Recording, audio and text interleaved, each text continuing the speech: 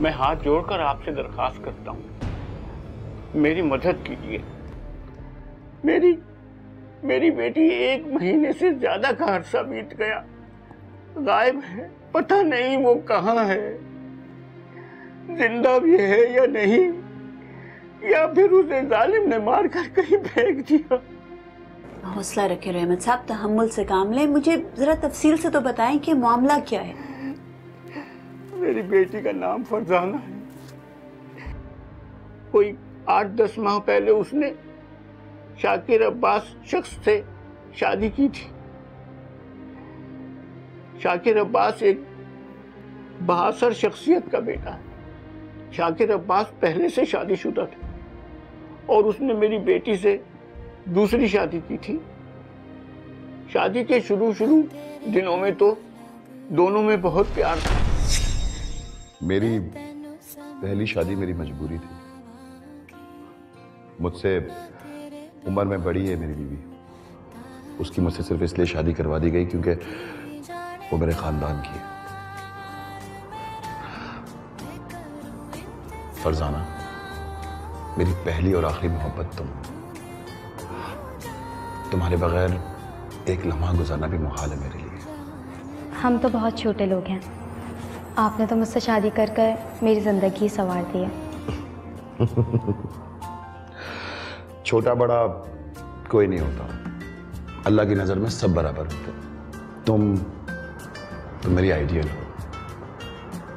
मेरा बस चले तो सारी जिंदगी तुम्हें अपने सामने बिठा के ऐसे ही देखता रहा। आपको मालूम है शाकिर, मैं हमेशा से फेरी टेल्स में बिलीव करती थी। हर रोज़ सिंड्रेला की कहानियाँ पढ़ती थी। मुझे लगता था मेरे लिए भी कोई प्रिंस चार्मिंग आएगा, और आपने मेरी ज़िंदगी में आकर मेरा ये ख्वाब भी पूरा कर दिया। अब मैं आपके बगैर ज़िंदगी का एक लम्हा भी तस्वुर नहीं कर सकती। मेरी भी एक ख्वाहिश है कि अगर कभी मौत आए तो पहले मुझे। अल्लाह ना करे, कैसी बातें कर रहे हैं आप? क्योंकि तुम्हारे बगैर एक लम्हा भी गुजारना मेरे लिए नामुमकिन है।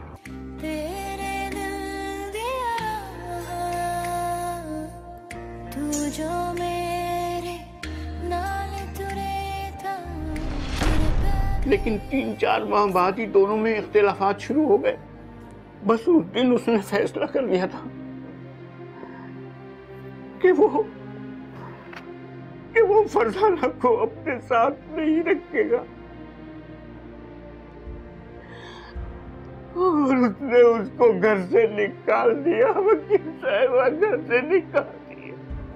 तो दोनों में क्या अलहदगी या तलाक हो गई थी? उसने मेरी बेटी को 3 बार तलाक कहकर ये कह दिया कि हम रिश्ता खत्म हो गया, और तलाकनामा कोरियर से भिजवा दिया। लेकिन जब फरजाना को पता लगा कि वो उम्मीद से है, तो उसने कहा कि बाबा, मैं शाकिर के घर जाऊंगी उससे सुलह करने के लिए। मेरे मना करने के बावजूद वो ना मानी। तो आपने या आपकी बीवी ने खुद शाकिर से बात करने की कोशिश नहीं की? वकील साहबा, मेरी बीवी को फौत हुए अर्सा हो गया। मैंने फरजाना को माँ और बाप दोनों का प्यार दिया। मेरी तो कुल कायनात ही फरजाना थी। वकील साहबा, वो भी नहीं है। मैं कैसे जिंदा रहूं? मैं उसे कहाँ ढूंढूं मैं उसे? मार दिया, जालिम ने उसे मार दिया। वकील साहबा, आई एम सॉरी, मुझे समझ नहीं आया, किसने मार दिया आपकी बेटी को? फरजाना को जब ये पता लगा कि वो उम्मीद से है, तो उसने शाकिर को फोन किया। कैसे धमकियां दे सकता है वो मुझे? क्या मुझे मारेगा? मेरे बच्चे को मारेगा।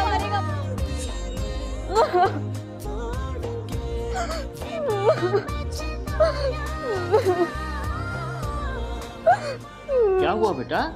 क्या कहा शाकिर ने? पापा, वो कहता है कि बच्चा उसका नहीं है। अरे कैसी बेवकूफों वाली बातें कर रहा है वो? पापा वो बोल रहा है कि मेरा रिश्ता उसके साथ खत्म हो चुका है, कि अगर मैं वहां गई तो वो मेरी हड्डियां तोड़ देगा, मुझे भी मार देगा और मेरे होने वाले बच्चे को भी।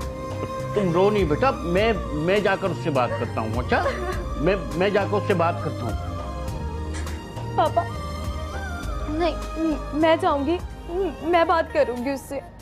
अरे बेटा वो इस वक्त गुस्से में है, तुम्हें नुकसान पहुंचा सकता है, तुम्हारा जाना वहां ठीक नहीं है।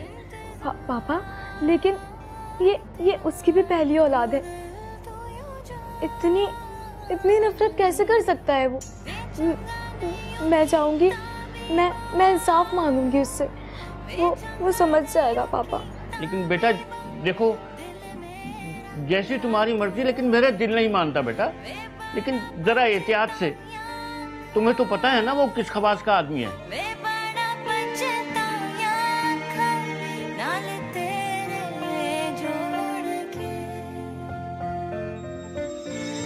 गुज़िश्ता बरस पाकिस्तान में 1607 औरतें अगवा और 1745 औरतें कत्ल हुई। खवातीन के खिलाफ तशद्दुद के 989 केसेस रजिस्टर हुए। 575 औरतों ने खुदकुशी की, 432 औरतें गैरत के नाम पर कत्ल हुई। औरतों के साथ ज्यादती या इज्तिमाई ज्यादती के 822 वाक़यात रिपोर्ट हुए, जबकि औरतों पर जिनसी तशद्दुद के 58 केसेस रजिस्टर हुए।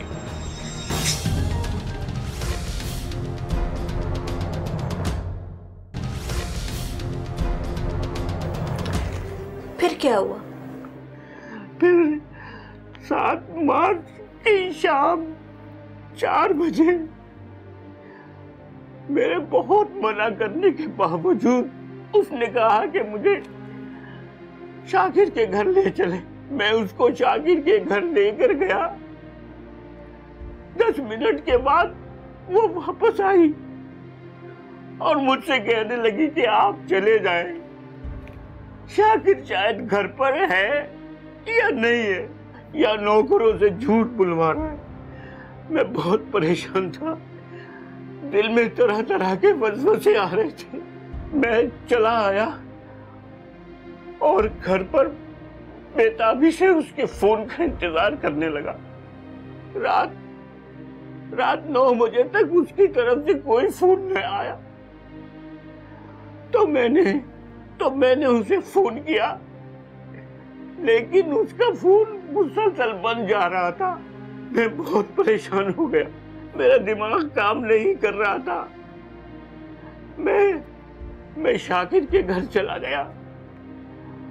शाकिर ने और शाकिर के नौकरों ने बड़ी सफाई से कह दिया कि फरजाना तो यहाँ आई नहीं थी। आपने थाने में रिपोर्ट दर्ज कराई? वो एक बासर शख्सियत का बेटा है। मुझे से मामूली आदमी के कहने पर पुलिस वाले रिपोर्ट कैसे लिखते? वकील साहबा कैसे लिखते? अगर इतना इन्फ्लुएंशियल इंसान है तो फिर तो पुलिस वाले सिर्फ मेरे कहने पे भी रिपोर्ट नहीं दर्ज करेंगे उसके खिलाफ। आई थिंक इसके लिए तो हमें अदालत से ही रुजू करना पड़ेगा। कुछ कीजिए वकील साहबा।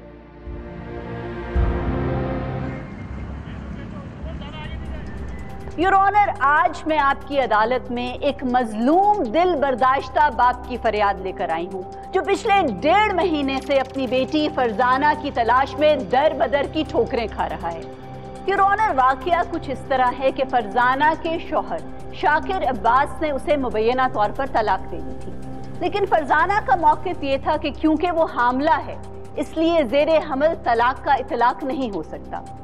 उसने अपने शौहर से सुलह करने की कोशिश की, लेकिन उसके इस मौक़िफ़ पे शाकिर ने उसे जान से मार देने की धमकियां दी। योर ऑनर, वो हामला खातून अपनी शादी को कायम रखने के लिए 7 मार्च को एक दफा दोबारा शाकिर के पास गई कि शायद वो सुलह पर राजी हो जाए, लेकिन योर ऑनर वो दिन और आज का दिन 1.5 महीना गुजर जाने के बावजूद फरजाना का कुछ अता पता नहीं है। योर ऑनर, इस केस के मुद्दई रहमत बुखारी को इस बात का अंदेशा है, बल्कि यकीन है कि उसकी बेटी फरजाना को उसके साबिका शौहर शाकिर ने अगवा और कत्ल कर दिया है। योर ऑनर, अफसोस की बात तो यह है कि पुलिस इस केस में बिल्कुल भी ताउन नहीं कर रही। क्योंकि शाकिर अब्बास का ताल्लुक एक बासर खानदान से है, इसलिए पुलिस ना तो शाकिर के खिलाफ अगवा और ना ही कत्ल की FIR काट रही है। उल्टा पुलिस ये बहाने बना रही है कि क्योंकि फरजाना की लाश बरामद नहीं हुई तो नो बॉडी नो मर्डर की प्रेमिस का इतलाक होता है। हालांकि योर ऑनर, मुअज़्ज़ज़ अदालत को भी इस बात का पता है कि नो बॉडी नो मर्डर यानी कि अगर लाश नहीं तो कत्ल नहीं की प्रेमिस तो 1959 दिसंबर में USA के केस पीपल वर्सेस स्कॉट में ही दफन कर दी गई थी। योर ऑनर, सर्कमस्टेंशियल एविडेंस इस कदर स्ट्रॉन्ग है और इसी तरफ इशारा कर रहे हैं कि मुमकिनात है शाकिर ने फरजाना को ना सिर्फ अगवा किया बल्कि कत्ल भी कर दिया। योर ऑनर, 1.5 महीना गुजर जाने के बावजूद फरजाना का कोई अता पता नहीं है। मुद्दई की अदालत से दरख्वास्त है कि पुलिस को हुक्म दिया जाए कि शाकिर अब्बास के खिलाफ अगवा और कत्ल की FIR काटी जाए। मुताल्लिका थाने के SHO को समन जारी किया गया था, क्या वो हाजिर हुए?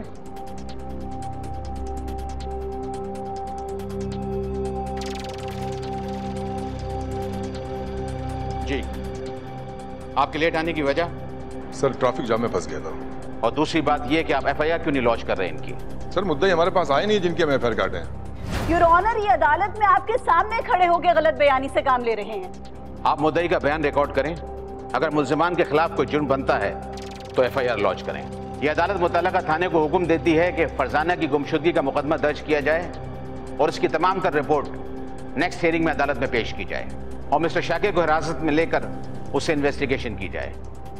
इस केस की समाअत 15 दिन के लिए मुलतवी की जाती है। तो आप मुझे गिरफ्तार करने आए हैं? ओके, मेरा जुर्म क्या है? शाकिर साहब, एक छोटा सा इल्जाम है आपके ऊपर कि आपने अपनी सेकंड वाइफ को अगवा किया है, बस।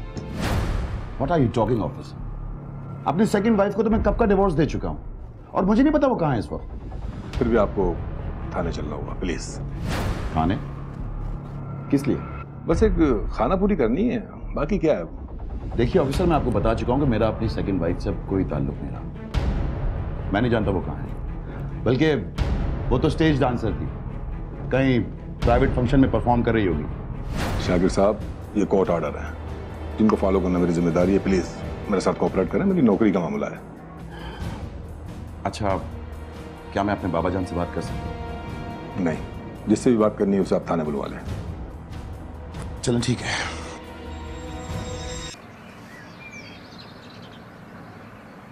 भाई, पुलिस ने शाकिर भाई को गिरफ्तार कर लिया है। और करें नीच खानदानों में रिश्तेदारी।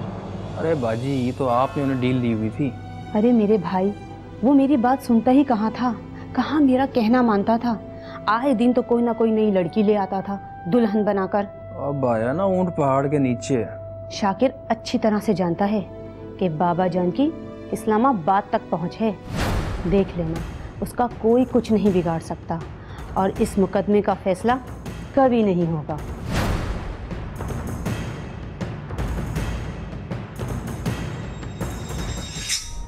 एक तहकीक के मुताबिक सन 2013 में पाकिस्तान में खवातीन के कत्ल की वारदातों में 12%, घरेलू तशद्दुद में 65%, खवातीन पर तेजाब फेंकने के वाकयात में 82% और खवातीन को आग से जलाने की वारदातों में 148% इजाफा देखने में आया।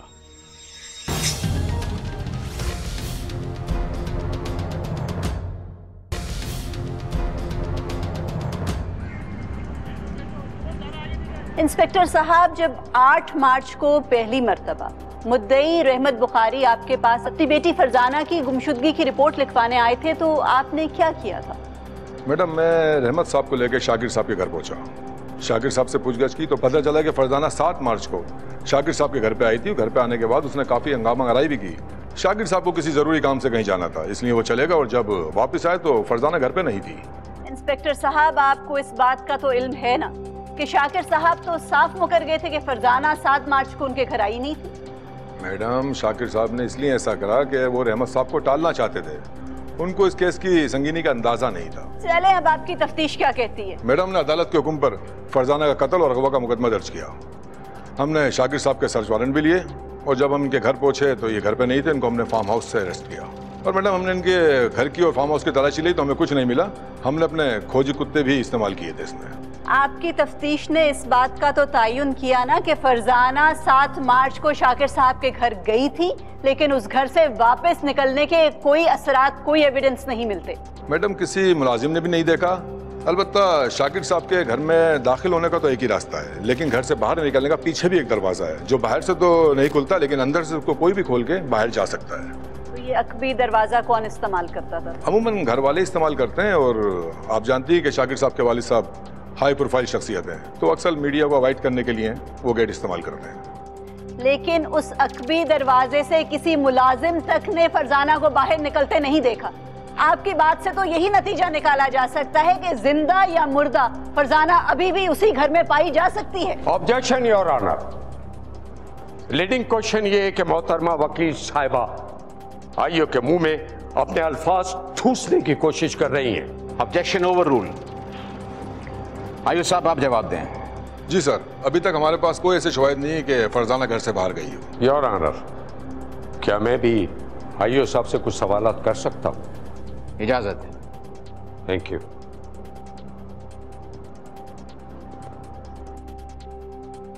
अजीब केस है ये।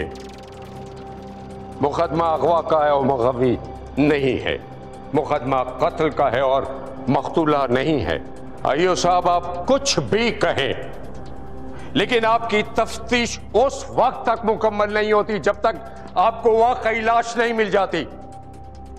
और आपने इतने वसूख से कह दिया कि फरजाना का वापस जाने के कोई शवाहिद मिले ही नहीं।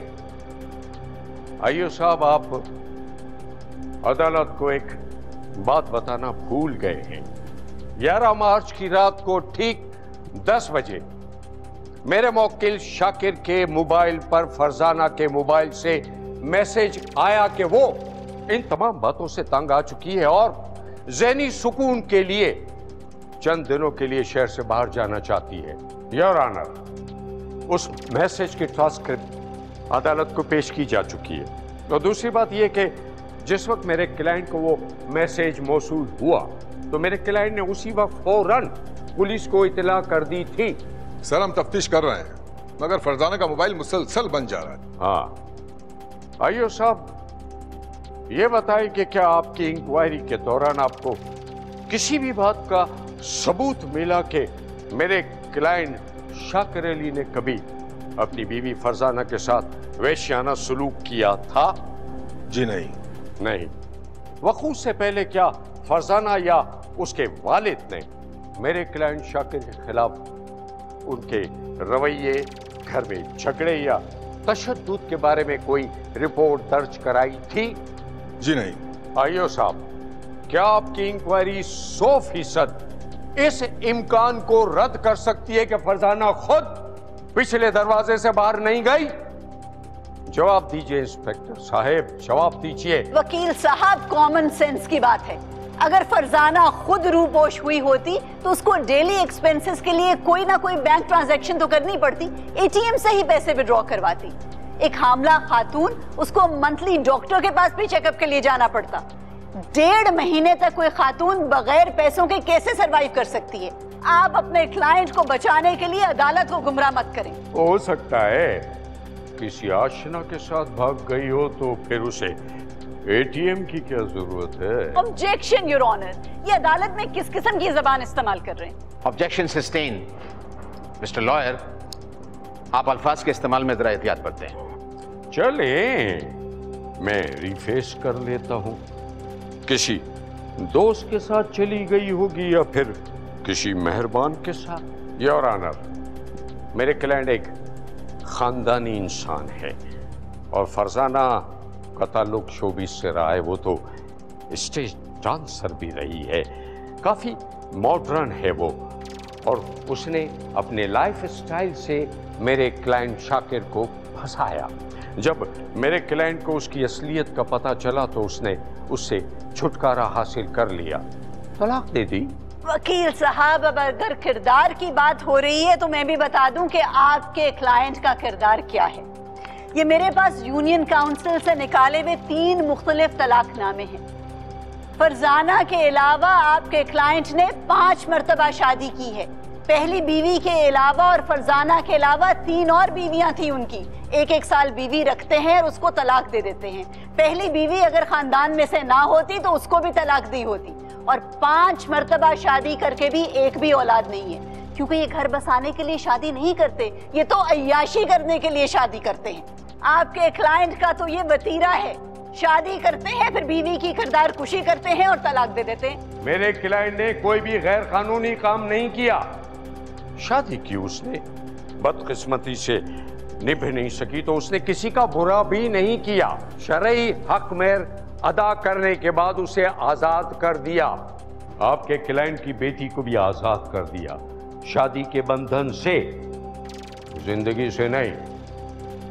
योर ऑनर, मैं अदालत से दरखास्त करूंगा कि मेरे क्लाइंट को अपना बयान रिकॉर्ड कराने की इजाजत दी जाए।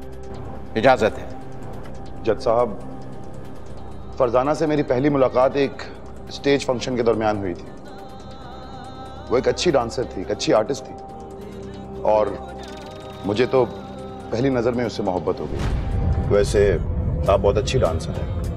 नहीं कहा, मुझे डांस आता ही कहा है। हैरत है, आप जैसी खूबसूरत लड़की मेरी लिफ्ट की ऑफर को इतनी जल्दी मान लेगी, मुझे यकीन नहीं आ रहा। आपने जिस अंदाज में कहा था, मैं कैसे मना कर सकती। मैं तो आपसे कुछ और भी कहना चाहता, लेकिन डरे कि कहीं आप बुरा ना मना जाए।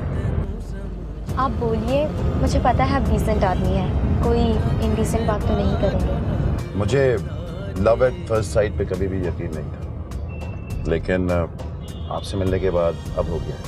आप कहना क्या चाहते हैं? मैं आपसे निकाह करना चाहता हूँ। क्या आपको कबूल है? मैं आपको सोचकर जवाब दूंगी। अरे मैडम, ये दिल जो है ना, ये आपके लिए बहुत बेताब है। जो भी फैसला करना है अभी करना है। आपको कबूल है या नहीं? मुझे कबूल है। यस, ये हुई ना बात। इसी खुशी में एक गाना हो जाए जबरदस्त किस्म का।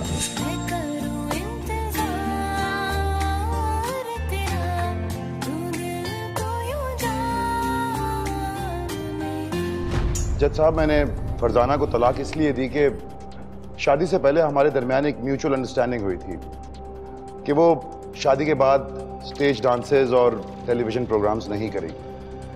मगर शादी के कुछ दिन बाद ही फरजाना ने अपनी कमिटमेंट खत्म कर दी।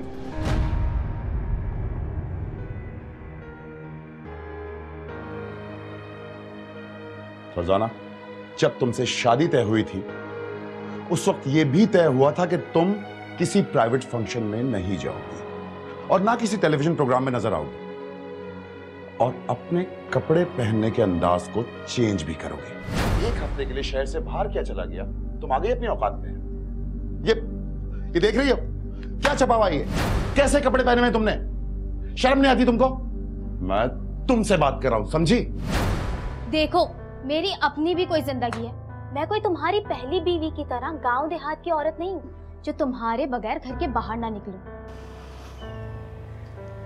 देखो फरजाना, तुम्हारी तो कोई इज्जत है नहीं, लेकिन मेरी और मेरे खानदान की थोड़ी सी इज्जत है इस शहर में। तुम्हारी वजह से मेरे बाबा जान को कितने ताने सुनने पड़ते हैं, इसका अंदाजा है तुम्हें? बोल तो ऐसे रहे हो जैसे तुम्हारी और तुम्हारी फैमिली की बहुत इज्जत है माशरे में। तुम लोग जो अपने कारनामे छपते हैं उससे तुम्हारी इज्जत बर्बाद नहीं होती। तुम्हारे बाबा ने क्या कुछ नहीं किया, फ्रॉड से लेके 6 शादियां तक। अब मेरा मुंह मत खुलवाओ ज्यादा। औकात भूल गई है तू अपनी। मेरे बाबा जान के बारे में बकवास करेगी? निकल निकल यहां से, बाहर निकल। अपने बाप के घर वापस लौट जा, जहां से मैं तुझे निकाल के लाया था। बदतमीज, जाहिल, गंवार, बदजुबान औरत। निकला। जा रही हूं मैं भी। Get lost. एक तहकीक के मुताबिक औरतों के कत्ल के 70% केसों में उनके शौहर या भाई मुलव्विस होते हैं। सन 2012 में अमेरिका में 1181, इंग्लैंड में 102 और फ्रांस में 165 औरतें अपने शौहर या करीबी अजीजों के हाथों कत्ल हुई।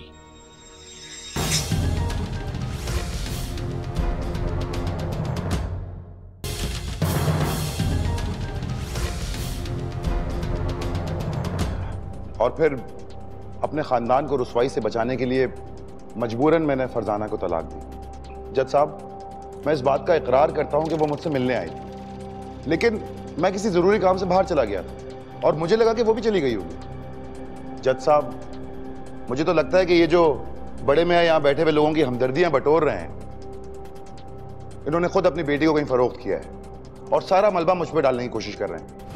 आप यकीन कीजिए, मेरा इस केस से कोई ताल्लुक नहीं है। मैंने किसी का कोई कत्ल नहीं किया। जज साहब, प्लीज मुझे आजाद करें इस चीज से। योर ऑनर, मुल्जिम से कुछ सवालात करने की इजाजत चाहती हूँ। इजाजत है।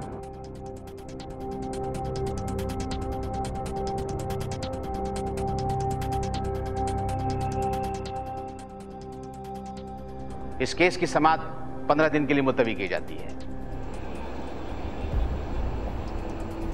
मैम, क्या आपको ऐसा लगता है कि शाकिर के खिलाफ हमारा घेरा तंग होता जा रहा है?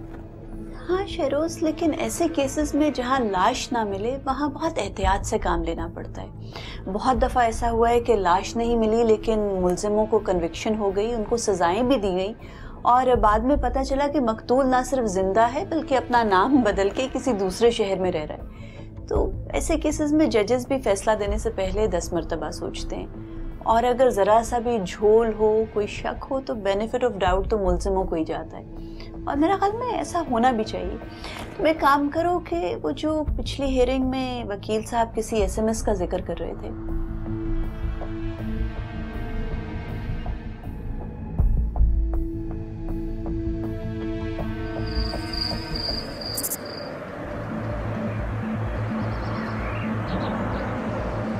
हाँ शेरोज, क्या न्यूज़ है? मैडम, आपका शक दुरुस्त था। 11 मार्च को फरजाना के सेलफोन से होने वाले मैसेज में सिर्फ ये बात थी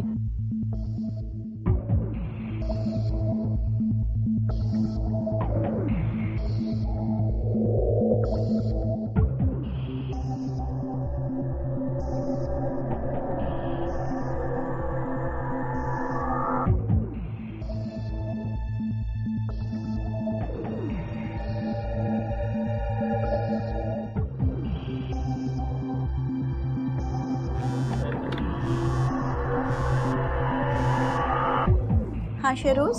मैडम, इंफॉर्मेशन मिल गई।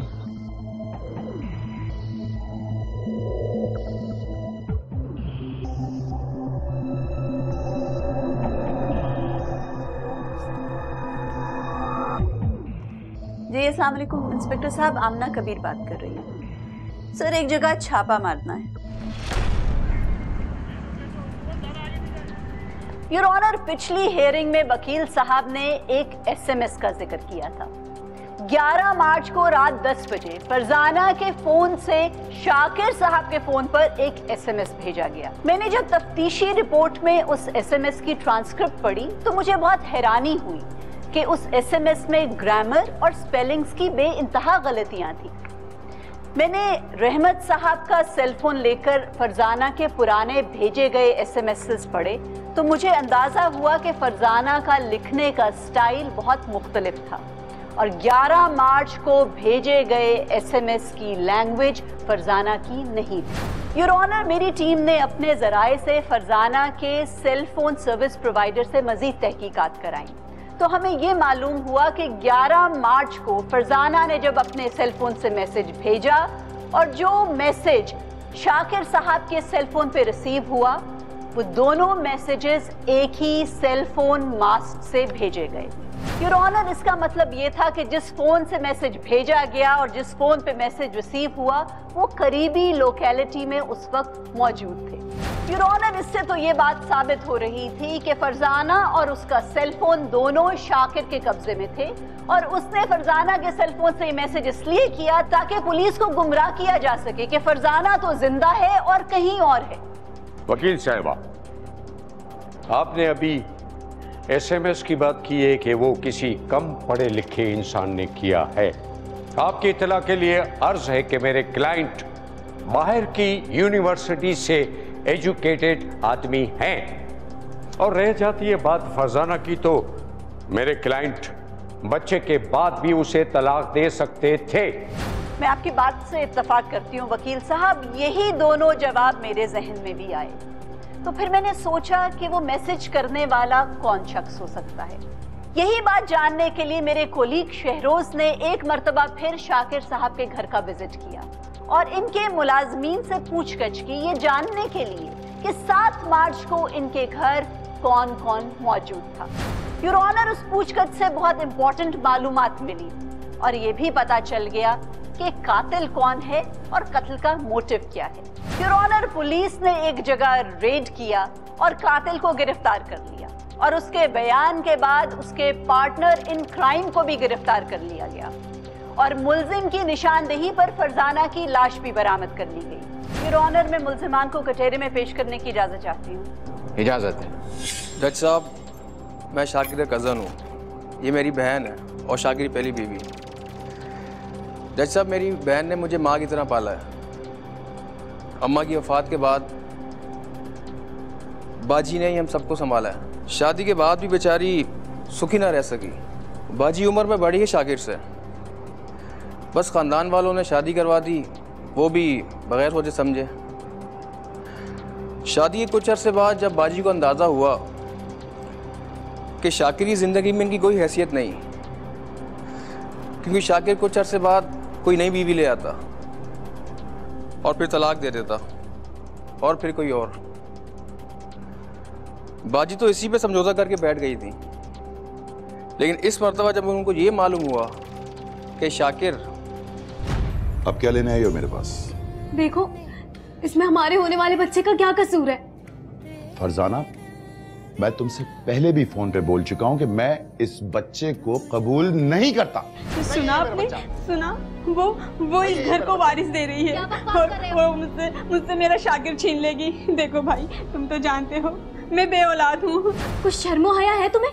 ओ, शर्मो हया। एक स्टेज डांसर के मुंह से ये लफ्ज सुन के काफी हैरत हुई मुझे। शर्मो हया। प्रेग्नेंट औरत को तलाक नहीं हो सकती। Oh, whatever. समझे तुम? देखा, वो कल की नाचने गाने वाले शाकिर को अपना बना चुकी।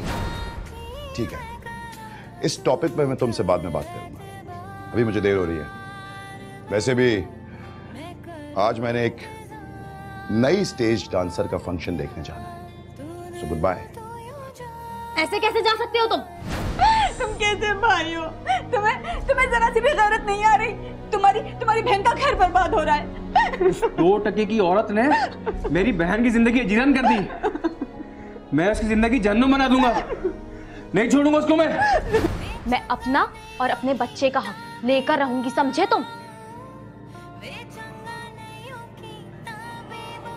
ठीक है, वापस आ जाओ, फिर तुम्हें और तुम्हारे इस बच्चे का हक अच्छी तरह दे दूंगा, ठीक है? तेरी वजह से मेरी बहन की जिंदगी अजाब बन गई है और तेरा गेम तमाम करूंगा। डाइन,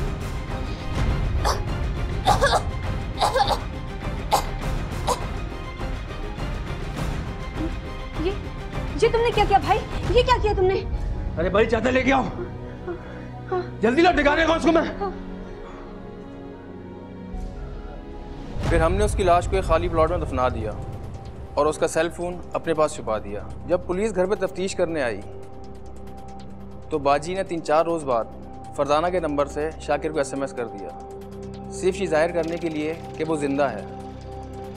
इस कत्ल से मेरी बहन का कोई ताल्लुक नहीं है, मैं सिर्फ इसको खुश देखना चाहता था।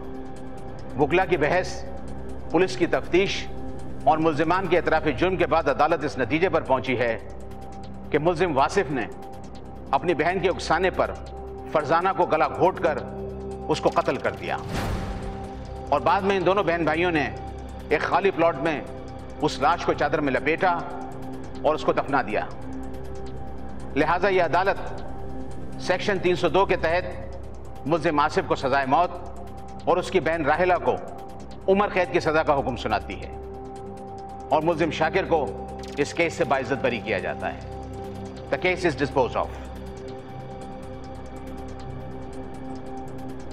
कोर्ट नंबर 5 में अगर आप भी कोई केस पेश करना चाहते हैं तो हमें ईमेल करें court5@sama.tv।